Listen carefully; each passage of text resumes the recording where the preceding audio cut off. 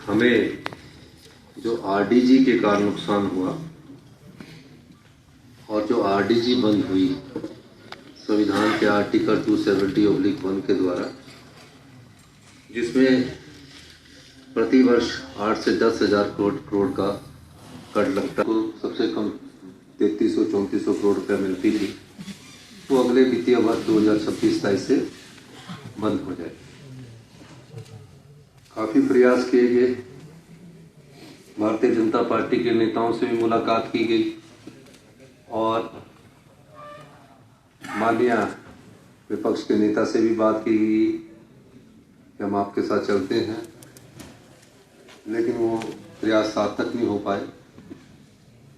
तो ये जो बजट की परिकल्पना की गई है, ये आत्मनिर्भर हिमाचल की बजट की परिकल्पना की गई है।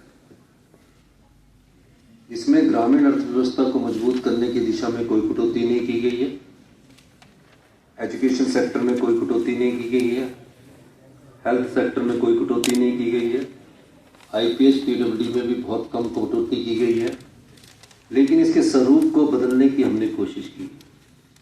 गांव के किसान के हाथ में पैसा जाए, गाय पालक के हाथ में पैसा जाए और निश्चित रूप से ग्रामीण अर्थव्यवस्था को मजबूत करने की दिशा में यह बजट एक महत्वपूर्ण कदम होगा। परिस्थितियां जो भी हो, इन परिस्थितियों का हमें सामना करना है। प्रदेश अपनी संपदा के कारण बहुत अमीर प्रदेश है। घने जंगल है, बहती हुई नदियां हैं, साफ हवा है, लेकिन क्या इस संपदा में हमारे अधिकार है कि नहीं है, ये आज चिंता का विषय है। जिस संपदा से, चाहे एसजेवीएनएल है, चाहे एनटीपीसी है, चाहे एनएचपीसी है, जिस पानी से वो एसजेवीएनएल जो हमारे ही पानी से 67,000 करोड़ रुपए की कंपनी होगी, हमारा बजट आज महज घटकर 54,000 कुछ करोड़ का रह गया। मेरा यह मानना है कि हमारे मंत्रिमंडल के सभी सदस्यों ने मेहनत की, हमारे अधिकारियों ने मेहनत की और बजट के स्वरूप को जब मैं अंतिम रूप दे रहा था तो मैंने इस बजट के स्वरूप को खुद अंतिम रूप दिया और अपने बजट का आकलन ये किया कि मुझे किस दिशा में आगे बढ़ना है। हमने जो योजनाएं लाई है उसमें आम आदमी को उससे मदद मिलेगी। कभी किसी ने कल्पना तो की है, कभी किसी ने, आप लोगों में से भी किसी ने कभी कोई मांग नहीं की थी कि जो हम पानी पीते हैं उसमें क्लोरीन और ब्लीचिंग पाउडर की स्मेल आती है।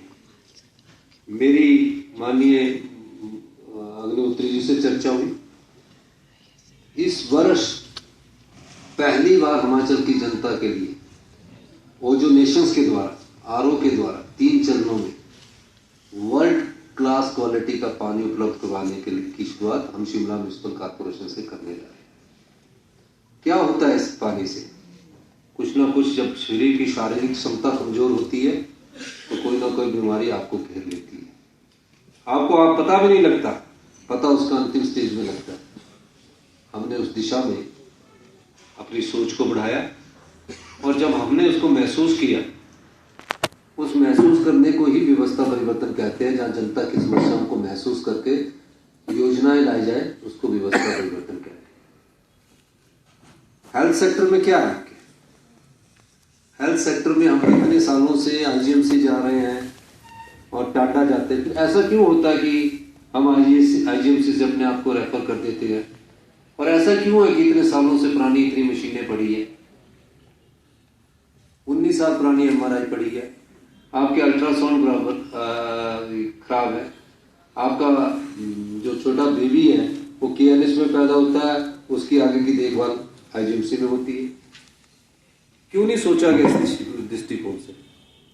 हमारी सरकार, हमारी मंत्रिमंडल के सदस्य ने सोचा। आज मुझे खुशी है कि हम अभी उसको एम्स स्तर का उन्नत किस्म का हाई एंड टेक्नोलॉजी और स्टाफ की तरफ कोशिश कर रहे हैं। अभी हम कोशिश कर रहे हैं, उसमें हमको सफलता भी मिल रही है। अच्छे डॉक्टर होने के बावजूद जब उनके पास टेक्नोलॉजी अच्छी नहीं होगी तो हम कैसे आगे बढ़ेंगे। इसलिए हेल्थ सेक्टर को हमारी प्राथमिकता में, एजुकेशन सेक्टर हमारी प्राथमिकता में, ताकि सरकारी स्कूलों में पढ़ने वाले बच्चों को उच्च शिक्षा मिल सके, अच्छी शिक्षा मिल सके। उस दृष्टिकोण से हमने उसमें के बजट में कोई कमी नहीं की है। इसके अलावा पूर जाते हैं, पंचकूला जाते हैं, हमारे लोग वहाँ फ्लैट खरीदते हैं। ऐसा क्या है कि हम एक बड़ा हाई एंड टेक्नोलॉजी बेस्ड शहर क्यों नहीं बना सकते। अभी हमारे पास हिम चंडीगढ़ के लिए हमने 10,000 बीघा जगह जो हाउसिंग बोर्ड के नाम कर दी है। 10-10 हजार बीघा के हम 3 शहर बनाएंगे, जहाँ हिमाचली लोगों को भी उसमें रियायती दर पर मिलेंगे। और पर उस सारे जो शहर होंगे, ये कोई एक सरकारी कार्यालय नहीं बनाएगा इसको। वर्ल्ड क्लास कंसल्टेंट इसके लिए नियुक्त किए जाएंगे। सारा इंफ्रास्ट्रक्चर उनके माध्यम से किया जाएगा। प्लांट सिटी बनेंगे, किस एरिया में क्या बनना है, उस दृष्टि से 3 वर्ल्ड क्लास सिटीज की कल्पना हिमाचल प्रदेश में की गई है। कई लोग मिलते हैं हमें कि हमने हिमाचल में लैंड खरीदनी है, आप क्या कराओ। कई लोग इसकी इंक्वायरी करते हैं। ये जो 3 शहर बनेंगे, इससे हमारी इकोनॉमी ग्रो करेगी और इतनी इकोनॉमी ग्रो करेगी कि हम लोगों को किसी के ऊपर निर्भर रहने की जरूरत नहीं है। आज कुछ हमने फैसले किए हैं। इतिहास में हमने कुछ पहली बार ऐसा फैसला किया कि अधिकारियों की भी सैलरी पर कट लगा। मैं धन्यवाद करूंगा सभी अधिकारियों का, सभी कर्मचारियों का, बेचारे जो इस गंभीर वित्तीय स्थिति में हमारे साथ खड़े हैं। लेकिन हमने जिसकी आय के साधन सीमित है, चाहे वो क्लास 3 है, चाहे क्लास 4 है, या हमारे रिटायर्ड पूर्व पेंशनर्स है, उनको किसी प्रकार का कट नहीं मिला है। 6 महीने के भीतर हम बहुत कड़े और ड्रास्टिक फैसले करेंगे और 6 महीने के भीतर हमारी सरकार का ये प्रयास रहेगा कि हम हिमाचल प्रदेश की जो आत्मनिर्भरता की नींव पड़ चुकी है, जो कि इकोनॉमिक सर्वे में आपको नजर आ चुका है, हमारी पर कैपिटा इनकम 2,83,000 हो चुकी है, उसमें कोई कमी ना लाई जाए। और उसके लिए हम सबको मिलकर एकजुटता से काम करना। ये क्यों हमारी इकोनॉमिक सर्वे में हमारा ये जो 2 पर कैपिटा इनकम बढ़ी, ये इसलिए बढ़ी क्योंकि हमने ग्रामीण अर्थव्यवस्था को मजबूती दी, पर्यटन को मजबूती दी। इससे हमारे ट्रेजरी में पैसा आया। और ये जो सब चीजें हम कर रहे हैं, ये राजनीतिक लाभ के लिए नहीं कर रहे हैं। भारतीय जनता पार्टी सामने वाले तो खुश हो रहे होंगे, लेकिन वो हिमाचल विरोधी भाजपा है, ये सोचने की बात है। जो आरडीजी है वो हमारा अधिकार नहीं है, वो जनता का अधिकार है। 1952 से मिल रही थी, पिछले 77 साल से मिल रही थी। उसमें सहयोग करने के लिए जाने को तैयार नहीं है। एक किसी के एमपी की और किसी एमएलए की सपोर्ट मिल जाए कि आरडीजी के लिए किसी ने कोई मांग पत्र दिया हो। वो मुख्यमंत्री साहब ने कहा कि अगर आपने कोई चिट्ठी दी है तो रख दीजिए। अब कल को चिट्ठी लाके रख देंगे तो वो राजनीतिक होगी।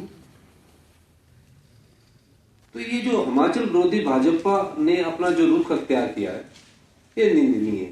देश के हितों की लड़ाई नहीं लड़ेगी, ऐसी पार्टी हिमाचल विरोधी भाजपा बन चुकी है। ये हिमाचल विरोधी बन चुके हैं, ये डरते हैं। आप ही बताइए, इतने पत्रकार बने हुए, बात की किसी ने? इनका तो सिर्फ एक आरोप होता है, हिमाचल प्रदेश में कांग्रेस की सरकार का विरोध करना, सोशल मीडिया बालूगंज के द्वारा मुख्यमंत्री का विरोध करना, उस पर चर्चा करना, प्रदेश हित की बात नहीं करना।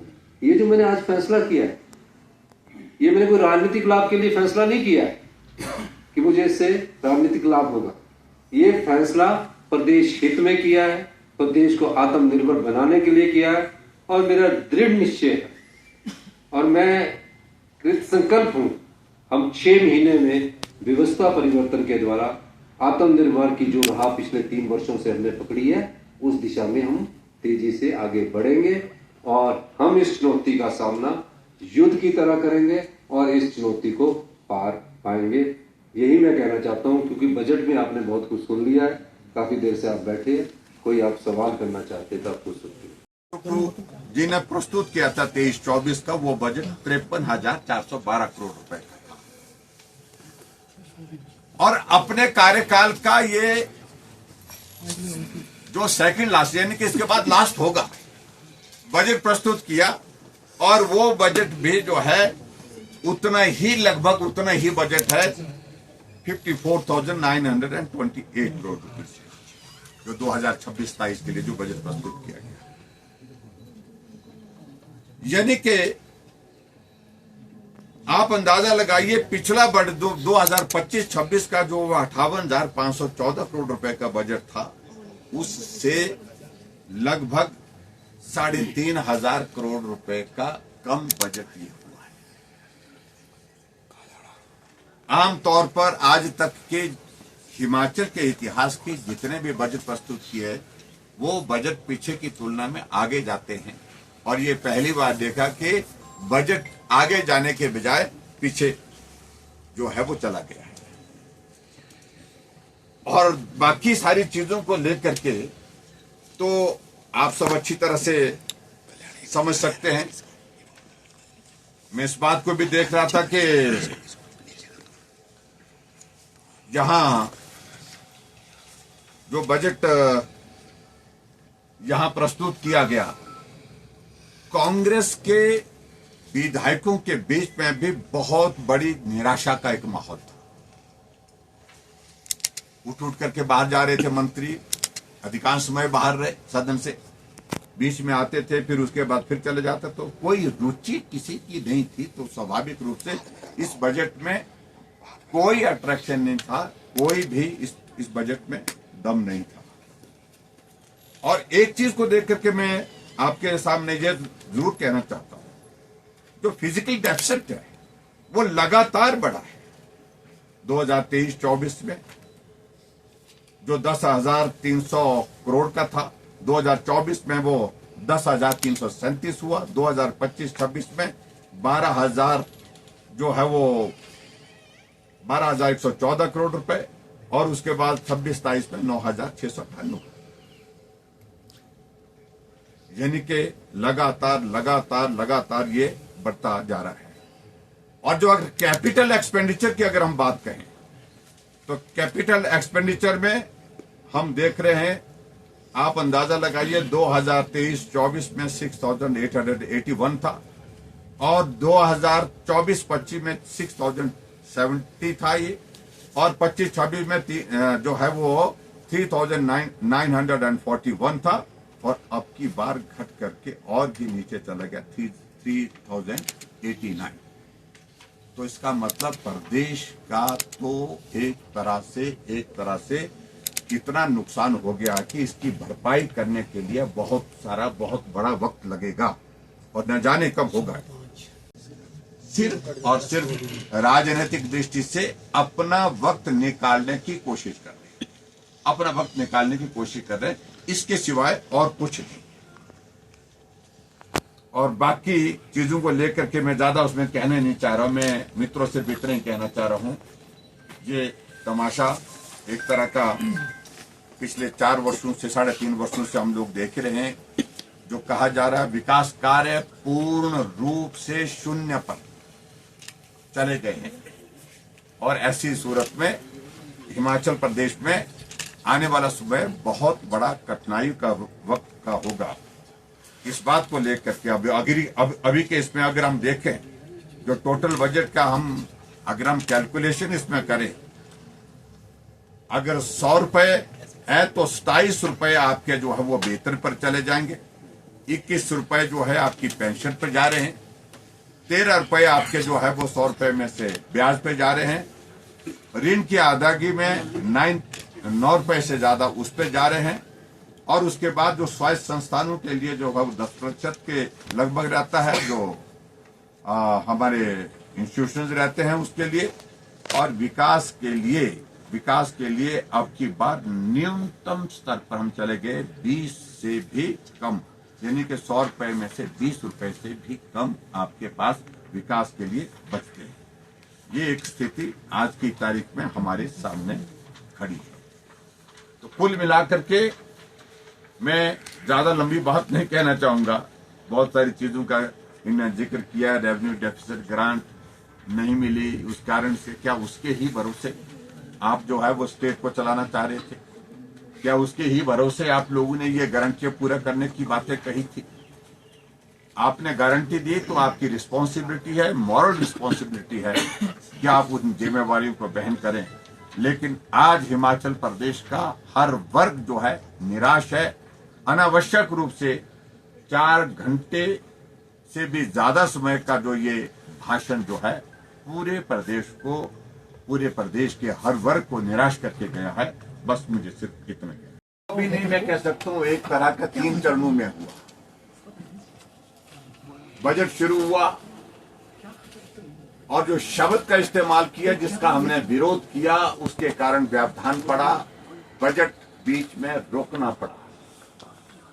और विधानसभा के अध्यक्ष महोदय जी ने हालात को देखते हुए एक ऐसी परिस्थिति को देखा कि ऐसी सूरत में बजट प्रस्तुत करना कठिन है, मुश्किल है, तो उन्होंने हाउस एडजॉर्न करने का ऐलान किया। 15 मिनट के लिए हाउस एडजॉर्न करने की घोषणा की। लेकिन उसके बाद यह भी हमने देखा कि मुख्यमंत्री ने संदेश दिया कि हाउस एडजॉर्न नहीं होगा। और ऐसी सूरत में मैंने देखा कि विधानसभा के अध्यक्ष जो है बेवश हुए और जो एडजॉर्नमेंट उन्होंने जो 15 मिनट की थी उसको वापस ली। लेकिन उसके बावजूद जिस शब्द का इस्तेमाल विधानसभा के अंदर किया था, वो शब्द हम चाह रहे थे वो कार्यवाही से हटना चाहिए। अंततः गत्वा विधानसभा के अध्यक्ष के आग्रह के साथ साथ में मुख्यमंत्री को गुड सेंस प्रिवेल की और उसके बाद वो शब्द उनने वापस लिया। और उसके बाद बजट जिस प्रकार से नीरस बजट और जिसकी अवधि मुझे लगता है कि शायद मैं कल में 3.25 घंटे के लगभग रहा ये बजट।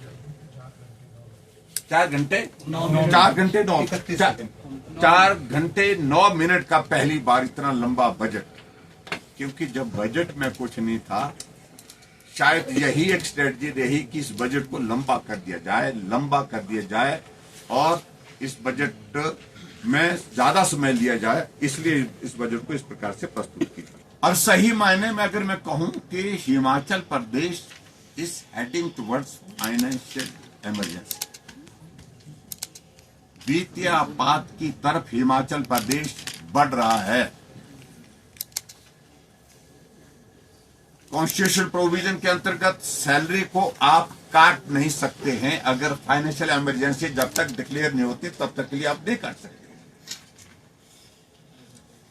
लेकिन उससे पहले की स्टेज आ चुकी है और वो पहले की स्टेज ये है कि आपकी सैलरी को डेफर करने का 30% और 20% डेफर करने का ऐलान आज जो है वो मुख्यमंत्री ने कर दिया। इसका मतलब क्या है कि वित्तीय स्थिति प्रदेश की जिस हालात में है उस हालात में आपको सच्चाई बोलने में कठिनाई क्या है। और हैरानी की बात तो हमको तब होती है कि मुख्यमंत्री के भाषण में आप देखेंगे, बजट भाषण में पहले के पहरे में, दूसरे के पहले या दूसरे पहरे में कि हिमाचल प्रदेश जो है वो उत्तराखंड की तरह या हिमाचल प्रदेश जो है वो रेवेन्यू सरप्लस नहीं हो सकता है। ये उन्होंने अपने आप स्वीकार किया।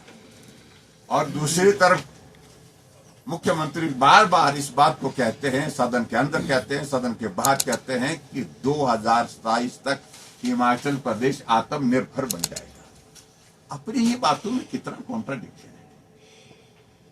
यानी कि प्रदेश को एक तमाशा बना करके रख दिया कि व्यवहारिक पक्ष जो है वो दिख रहा है सामने, लेकिन उसके बावजूद मुख्यमंत्री बोले जा रहे हैं, झूठ बोले जा रहे हैं, गलत बोले जा रहे हैं। और आज पहले पैरे में इसमें बोलते हैं कि हिमाचल प्रदेश जो है रेवेन्यू सरप्लस स्टेट कभी हो ही नहीं सकता।